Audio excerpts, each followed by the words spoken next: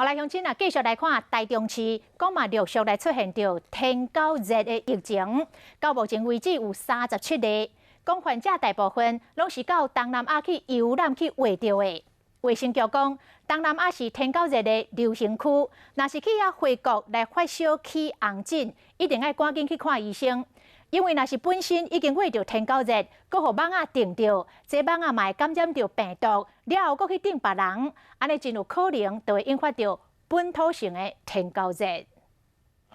防疫人员早消毒器具，伫大街小巷喷药消毒，每一个细节拢真注意。因为台中市出现着第37例境外天狗热。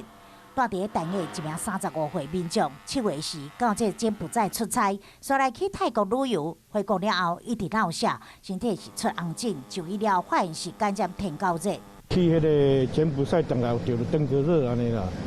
所以讲大家都紧张啊。卫生局讲，目前台中市拢是境外感染天狗热，因为暑假期间民众爱去东南亚旅游，东南亚佫是天狗热流行区，因此7、8月啊，这境外天狗热感染病例增加真紧，其中嘛将会引发本土天狗热的危机。如果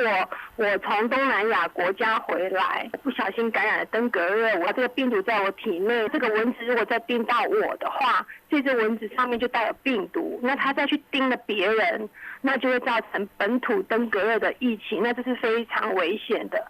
卫生局呼吁去东南亚旅游一定要做好防蚊的措施，要穿长仔衫、长仔裤，佮要喷这防蚊的。回国了后，若有发烧、生红疹、闹痧，赶紧去诊所做天狗热的快筛，而且佮要积极清理厝内四周围的干仔、管仔，才会当防止天狗热的疫情爆发。